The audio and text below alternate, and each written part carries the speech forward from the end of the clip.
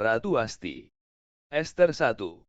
Pada zaman Ahasweros, dialah Ahasweros yang merajai 127 daerah mulai dari India sampai ke Ethiopia.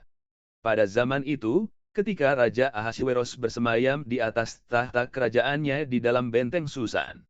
Pada tahun yang ketiga dalam pemerintahannya, diadakanlah oleh Baginda perjamuan bagi semua pembesar dan pegawainya, tentara Persia dan Media, kaum bangsawan dan pembesar daerah hadir di hadapan Baginda. Di samping itu Baginda memamerkan kekayaan kemuliaan kerajaannya dan keindahan kebesarannya yang bersemarak, berhari-hari lamanya, sampai 180 hari. Setelah genap hari-hari itu, maka Raja mengadakan perjamuan lagi 7 hari lamanya bagi seluruh rakyatnya yang terdapat di dalam benteng Susan, daripada orang besar sampai kepada orang kecil, bertempat di pelataran yang ada di taman istana kerajaan. Di situ tirai-mirai daripada kain lenan, mori halus dan kain ungu tua, yang terikat dengan tali lenan halus dan ungu muda bergantung pada tombol-tombol perak di tiang-tiang marmer putih, sedang katil emas dan perak ditempatkan di atas lantai pualam, marmer putih, gewang dan pelinggam. Minuman dihidangkan dalam piala emas yang beraneka warna, dan anggurnya ialah anggur minuman raja yang berlimpah-limpah, sebagaimana layak bagi raja. Adapun aturan minum ialah, tiada dengan paksa, karena beginilah disyaratkan raja kepada semua bintara dalam, supaya mereka berbuat menurut keinginan tiap-tiap orang. Juga Wasti, sang ratu, mengadakan perjamuan bagi semua perempuan di dalam istana Raja Ahasweros.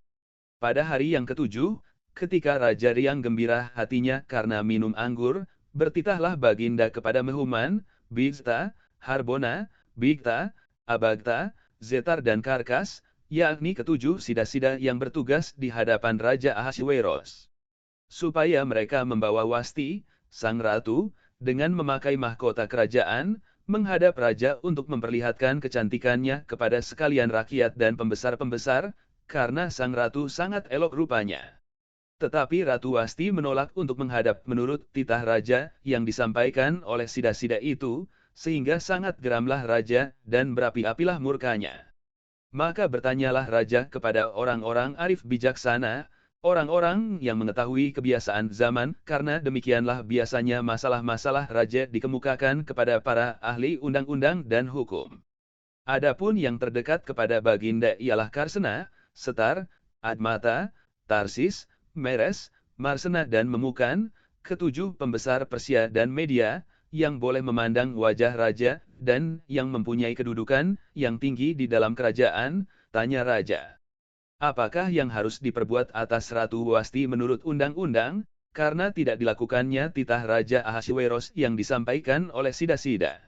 Maka sembah Memukan di hadapan raja dan para pembesar itu, Wasti, sang ratu, bukan bersalah kepada raja saja, melainkan juga kepada semua pembesar dan segala bangsa yang di dalam segala daerah Raja Ahasweros.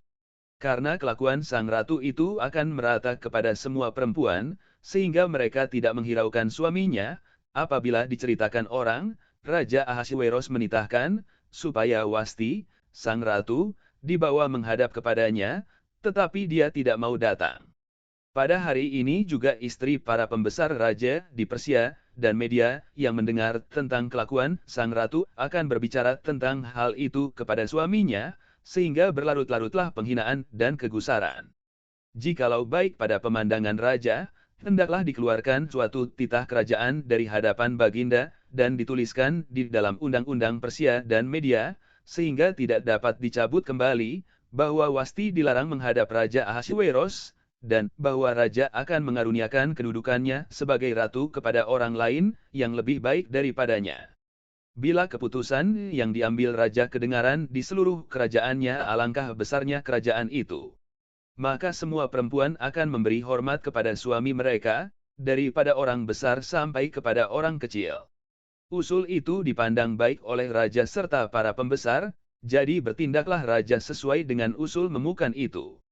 Dikirimkanlah oleh Baginda surat-surat ke segenap daerah kerajaan, tiap-tiap daerah menurut tulisannya, dan tiap-tiap bangsa menurut bahasanya. Bunyinya, setiap laki-laki harus menjadi kepala dalam rumah tangganya dan berbicara menurut bahasa bangsanya.